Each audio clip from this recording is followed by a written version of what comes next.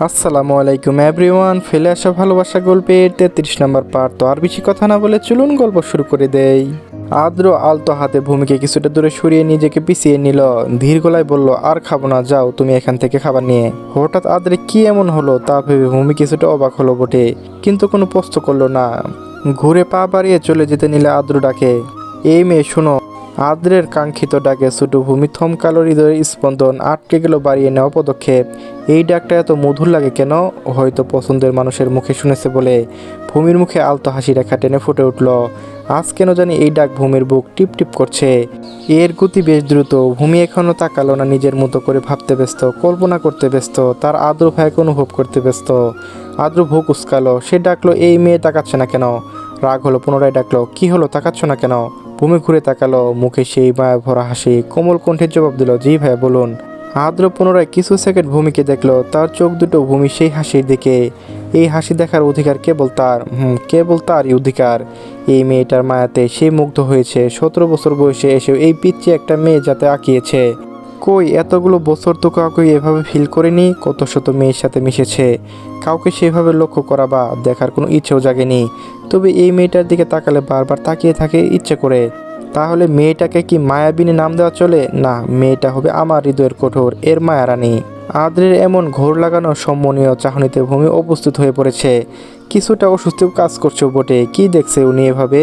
ভূমি নিজেকে উপর নিচ পর্যবেক্ষণ করে নিল, কিন্তু সব তো ঠিকঠাকই আছে। তাহলে ভূমি গলা খাকিয়ে নিল, ধীর কণ্ঠে প্রশ্ন করলো, ভাইয়া কিছু বলবেন? আদ্র নড়চড়ে উঠল, নিজের বেহায়া চক্ষু জোড়া সংযুক্ত করে নিল। সে কি আজ একটু বেশি করছে? এমন করে তাকিয়ে থাকছে কেন এই মেয়েটার দিকে? আদ্র নিজের মাথায় ছেড়ে নিজেকে সামলে নিল। স্বাভাবিক কণ্ঠে বলল, বাহিরে বেশি দৌড়াদৌড়ি করতে যেন না দেখি। এটুকু বলে আদ্র পাশ ফিরে শুয়ে পড়ল। ভূমি ভেবা চাকা খেয়ে তাকিয়ে আছে। নিজের বাড়িতে বাইরে বের হবে না তো তাহলে কি সারাক্ষণ ঘরে ঘরে বসে থাকবে? কি বলল, কেন বলল, কিছুই বুঝে উঠল না। কিন্তু আদ্রকে যে জিজ্ঞেস করবে তার সুযোগটাও দিল না, অন্য পাশে হয়ে শুয়ে পড়ছে। ভূমি আর থামলো না, পুনরায় পা ফেলে চলে গেল বাহিরে। সময় গড়িয়ে পড়েছে দুপুর 1টায়। মিসেস তাহমিনার ছেলে মেয়ে নিয়ে উপস্থিত হয়েছেন শান্তি মঞ্জিলে। কিছু সময় হলো, সকলে গোল হয়ে বসে নাস্তা করছেন। যদিও দুপুর হয়েছে, তাও দূর থেকে এসেছে, একটু ঠান্ডা তো খেতেই হয়। তার উপর ফাহাদ আসছে। ছেলেটাও তো 6 বছর দেশের বাহিরেই ছিল, অনেক দিন পর নিজের মামা বাড়িতে এলো, আপ্যায়ন তো করাই লাগবে। ভূমি আর আদ্রবাদে সকল উপস্থিত রয়েছে। ফাহাদ বারবার তাকাচ্ছে উপর সিঁড়ির দিকে, কি দেখছে তা সেই জানে। ফাহাদের দিকে কারো তেমন কোনো নজর না থাকলেও আদ্রি বেশ খেয়াল করছে। সেও যে ছেলেটাকে দেখছে। এরই মাঝে প্রিয়া উঠে দৌড়ে চলে গেল ভূমির ঘরে। দরজাটা ভিতর থেকে লক করা নেই, হালকা ভেজানো ছিল। প্রিয়া পোট করে ঢুকে পড়ল। ভূমি ওয়াশরুমে শাওয়ার নিতে ব্যস্ত, দীর্ঘ 40 মিনিট যাবৎ। প্রিয়া ওয়াশরুমের দরজার সামনে এসে নক করে অভিমানী সুরে গাল ফুলিয়ে ডাকে, কিরে ফাজিল, তুই জানিস না আমরা আসবো? সে কখন থেকে শুনেছি তুই শাওয়ার নিচ্ছিস, এখনো বের হচ্ছিস না কেন? ওখানে কি বিয়ে করে সংসার করা শুরু করলি নাকি? মুখ বালতি এসবের সাথে। বাহির থেকে প্রাণের বোন প্লাস বান্ধবীর আওয়াজ পেয়ে তারা দিয়ে বলে, জানো আর 2 মিনিট আসছি। 2 মিনিট বলেও লেগেছে প্রায় 5 মিনিটের ঊর্ধ্বে। বাহিরে আসতে দেখে প্রিয়া 2 হাত ভাঁজ করে বিছানায় বসে আছে। ভূমি হাতে থাকা কাপড়গুলো নিয়ে দ্রুত পাশে এসে বোনকে জড়িয়ে ধরে বলে, সরি আসলে অনেক গরম লাগছিল, এই জন্য একটু আরামসে শাওয়ার নিচ্ছিলাম। আমি কি জানতাম নাকি তোরা চলে এসেছিস? প্রিয়া বোনের এমন আকুতি ভরা কণ্ঠ শুনে রাগ দেখালো না, উঠে হাসি মুখে ভাব বিনিময় করে নিল। সমবয়সী কাজিন এক হলে 2 আসর যেমন জমে তা তো সকলেরই জানা। ভূমি প্রিয়াকে নিজের ঘরে বসিয়ে রেখে ছাদের উদ্দেশ্য হাঁটা ধরলো, নিজের জামা কাপড়গুলো রোদে দিতে। দরজা টুপ করে মাঝ বরাবর পা রাখতে নজর পড়ে ছাদের বাম পাশে কর্নার ঘেঁষে কেউ দাঁড়িয়ে আছে। দাঁড়িয়ে নেই, সেদিক থেকে ধোঁয়া উড়ে আসছে। পরনে ডিপ মেরুন কালারের শার্ট, সাথে ব্ল্যাক জিন্স। পিছন ফিরে থাকায় পিঠের পাশটা দেখা যাচ্ছে। ভূমি বুক কুচকালো। তাদের পরিবারে কাউকে তো কখনো স্মোক করতে দেখিনি, তাহলে এটা কি ফাহাদ ভাইয়া? ভূমি নিশ্চিত হতে পারল না। 1 পা 2 পা করে এগিয়ে গেল সামনে। পিছন থেকে কারো হাঁটার আওয়াজ পেয়ে ছেলেটা ঘুরতে ভূমির চোখের সামনে জোর জোর করে ফেসে উঠল ফাহাদের মুখটা। সাথে সাথে ভূমির চোখগুলো রসগোল্লার নেই বড় হয়ে যায়। স্মোক করাটা হয়তো খুব স্বাভাবিক, কিন্তু তাদের পরিবারে কাউকে তো কখনো দেখেনি সে স্মোক করতে। এমনকি বয়স হয়েছে পর্যন্ত কেউ কখনো এই বাড়িতে সিগারেটের ধোঁয়া উড়ায়নি। ফাহাদ হয়তো এই মুহূর্তে ভূমিকে সেখানে আশা করেনি। ভূমির এমন তাকানো দেখে বেশ অপ্রস্তুত হয়ে পড়ে। ভূমি বেশ কেসে উঠে ধোঁয়ার নাকে ঢুকতেই, ফাহাদের হাতে থাকা সিগারেটের দিকে খেয়াল পড়তেই, তার নিচে ফেলে পা দিয়ে পিষে ফেলে মুহূর্তেই। ফাহাদ কিছু বলতেই, মুখ খুলতেই ভূমি আগ বাড়িয়ে অবাক হওয়ার নেই বিচলিত কণ্ঠেই বলে, ফাহাদ ভাই আপনি স্মোক করেন? ফাহাদ দুদাতে ইষ্ট পিষে মাথা নামায়, মনে মনে ভাবতে থাকে এমনটা তো না হলেও পারত। শেষ পর্যন্ত ভূমির সামনে কেন পড়তেই হলো? ভূমি যদি ভুল বুঝে এই বিষয়টার জন্য, কথা বলা বন্ধ করে দিলে। ভূমি নামক নেশাকে ক্ষণিকের জন্য ভুলতে তো এই সিগারেটের নেশায় নিজেকে আসক্ত করেছিল। ভূমি, তুমি আমাকে ভুল বুঝো না, আমি আসলে। ভূমি হাত বাড়িয়ে থামিয়ে দেয় ফাহাদকে। ফুপিমণি জানলে কতটা কষ্ট হবে তার কি বিন্দুমাত্র ধারণা আপনার রয়েছে ভাইয়া? কেন এমন মরণ ফাঁদে নিজেকে জড়িয়েছেন? আমাদের পরিবার সকলে এই জিনিসটাকে ঘৃণা করে, আমিও এই জিনিসটাকে ঘৃণা করি। ভূমি রাগী কণ্ঠে কথাগুলো বলে ঘুরে দাঁড়ায়। হোক ফাহাদ তার ফুফাতো ভাই, কিন্তু তাদের পরিবারে একজন, আর তিনি এমন কাজ করছে দেখলে রাগ কে উঠবে না? ভূমি জিনিসটা চোখে পড়তেই নিজেকে সামলাতে পারলো না, হেঁটে চলে আসলো এই কাঠখোড়া রোদের মাঝেও কাপড় শুকাতে দিতে। রোদের কারণে চোখ জোড়া খুলে রাখা ভার চোখের উপরে ভূ জোড়া কুঁচকে নামিয়েছে। চোখের উপরে যেন কিছুটা অন্তন্য তাকানো যায়। ফাহাদ কিছু সময় তাকালো মেয়েটার দিকে, নিজেকে গালি দিচ্ছে, রাগ হচ্ছে। কেন খেতে গেল আজ? রেলিংয়ে হেলান দিয়ে থেকে সোজা হয়ে হেঁটে আসলো ভূমির সামনে। অপরাধী নেই মুখ করে অপরাধী কণ্ঠে বলল, ভূমি রানী সরি প্লিজ, ভুল বুঝো না, আমার কখনো খাবো না, প্রমিস। ফাহাদ কানে হাত দিয়ে দাঁড়িয়ে আছে। ভূমি তাকালো না একবারও, উষ্ট গোল করে পুনরায় অন্যদিকে ফিরে গেল। সে কথা বলবে না পচা লোকদের সাথে।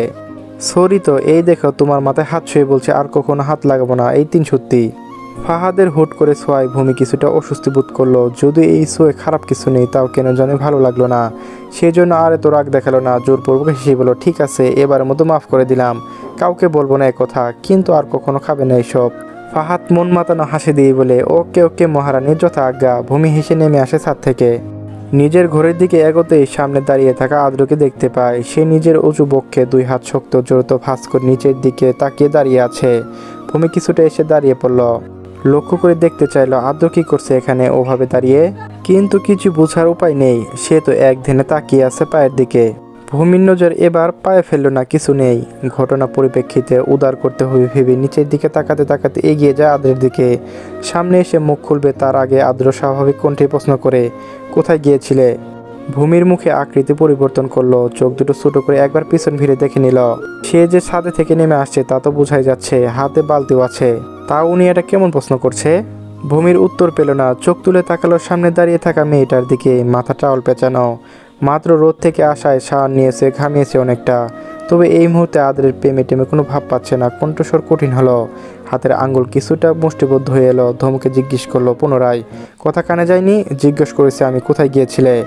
এবারে ধমকে ভূমি মৃদু কেঁপে উঠল। আদ্রের দিকে খেয়াল করে তাকাতে লক্ষ্য করলো তার মুখে স্পষ্ট রাগ প্রতীয়মান।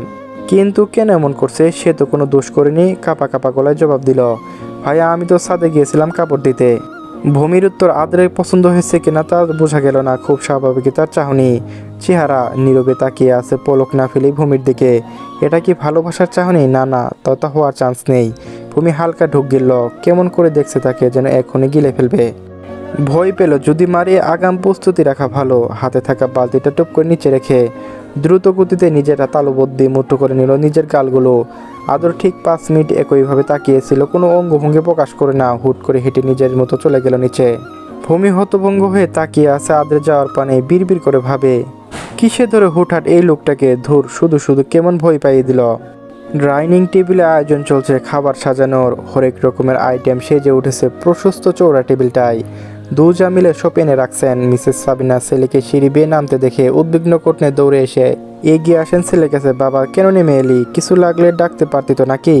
মা, তুমি এত হাইপার হচ্ছে কেন? আমি ঠিক আছি, সারাদিন ঘরের ভেতরে শুয়ে থাকতে বোর হচ্ছে ভীষণ, মাথাটাও ভারী হয়ে আসছে, এই জন্য সবার সাথে বসে খাবো।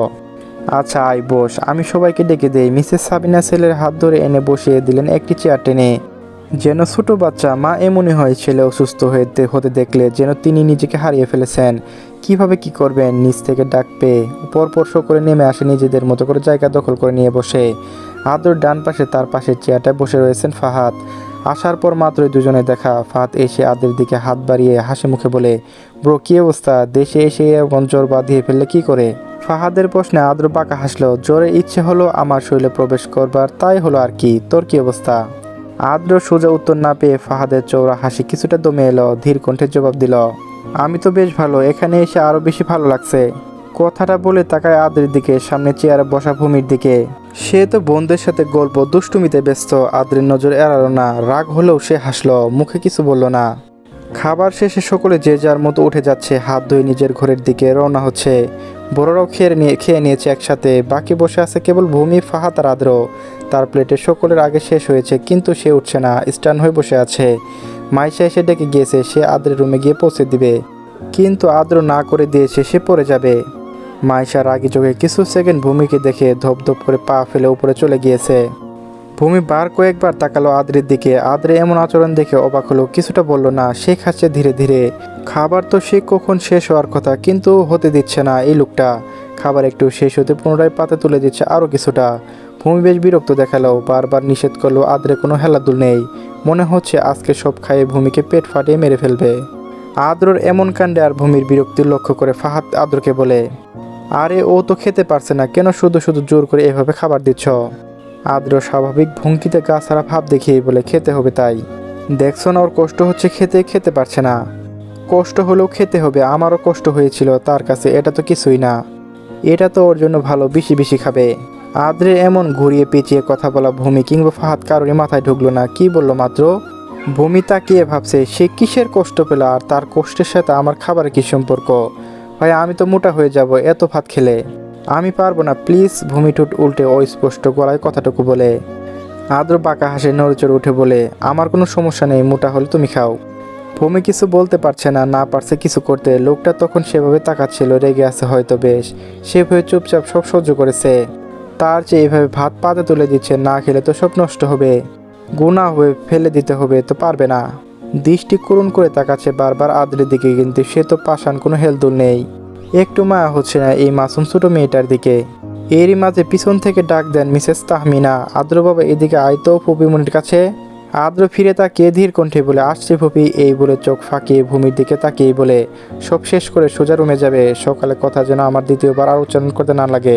এই হুঁশিয়ারি বার্তা ফাহাদ বুঝল না, তবে ভূমির ঠিকই মনে পড়ল। আদ্র ঘুরতেই মুখ বাঁকিয়ে ভেঙচি কেটে না পারতে কষ্ট করে খেয়ে নেয়। এদিকে ফাহাদ বেচারা চোখের সামনে নিজের ভূমিরানির কষ্ট দেখেও কিছু করতে পারছে না, বলতেও পারছে না। চলবে, আজকে 3টি পার্ট দেওয়া হয়েছে, তো গল্পটি কেমন লেগেছে অবশ্যই কমেন্টে জানিয়ে যাবেন। আর পরবর্তী পার্টও এই চ্যানেলে দেবো, তো সবাই চ্যানেলটি সাবস্ক্রাইব করে রাখবেন। ধন্যবাদ সবাইকে।